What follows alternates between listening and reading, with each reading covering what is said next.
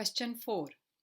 You start to walk toward your house eastward at a constant speed of 5 km per hour. At the same time, your sister leaves your house driving westward at a constant speed of 30 km per hour. The total distance from your starting point to the house is 3.5 km. Draw a position time graph that shows both your motion and your sister's motion. And then there are two other parts which we will solve later. Let's begin by drawing a sketch. You are moving eastward and your sister is moving westward. So let's say this is your starting location and that is your house and your sister's starting location. Let's choose the house to be origin, and for this problem let's choose the direction to the left or westward to be positive. The total distance between you and sister is initially 3.5 km. What about the velocities? You have a speed of 5 km per hour, but you are moving eastward, and according to this coordinate system, your velocity is negative. So Vy, your velocity, is negative 5 km per hour. And V sister, moving westward, is plus 30 km per hour. I have a position versus time graph here. Time is marked in intervals of 0.1 hours and distance is marked in intervals of half a kilometer. The range of values on this graph is not much, so I will write these velocities, which are actually the slopes, in a way so that it is easy to plot. So 5 km per hour means 2.5 km per half hour.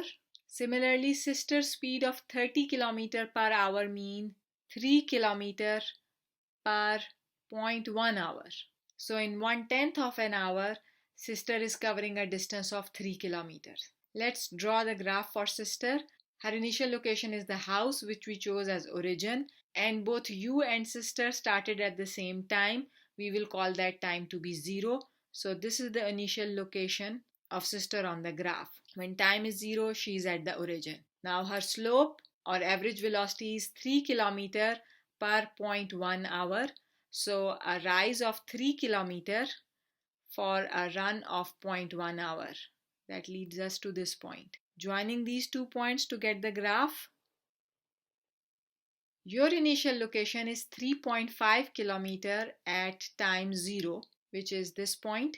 Average velocity is negative, so negative 2.5 km per half hour. So a drop of 2.5 km would be this much.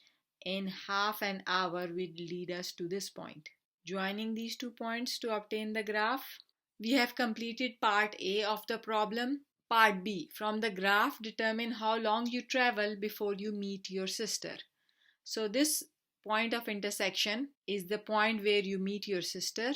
If we read this time interval on the x-axis, it is 1/10 of an hour. So the answer for second part is 0.1 hour.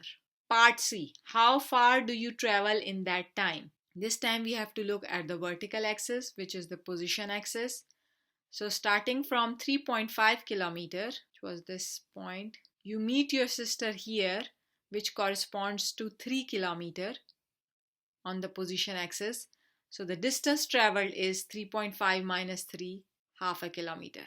Now what if I ask you to solve this problem without the position time graph and by using equation of motion for constant velocity? Meaning by using this equation, xf equals v delta t plus xi, can you solve part B and C? Let's try and obtain the equation of motion for both you and your sister. Your final position is given by xy equals your velocity, which is minus 5 km per hour, times the time interval plus the initial location, which is 3.5. Your sister's equation of motion is her location xs equals her velocity, which is 30 km per hour, times the time interval t plus her initial location, which was the origin, which was 0, so I'm not writing it. So these are the two equations of motion for the two people. we have to determine when the two people meet, which means at the meeting point, both their locations are same, which implies that your equation of motion can be equated to your sister's equation of motion at the meeting point. So xy equals xs. Let's equate these two. So minus 5t plus 3.5 equals 30t. We solve this equation, which gives us 35t equals 3.5 and t comes out to be 0.1 hour, which is the same result as we obtained from the graph earlier. Part C. How far do you travel in that time? We know that we have traveled for 0.1 hour.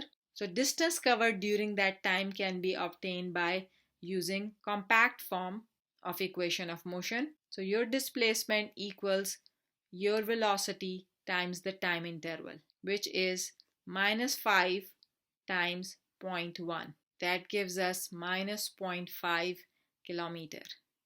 Minus is telling us the displacement. The displacement is towards the origin. So the distance covered would be just 0.5 kilometer, which is the same answer as we obtained from the graph. You should be able to solve these type of problems both graphically and algebraically using equations of motion.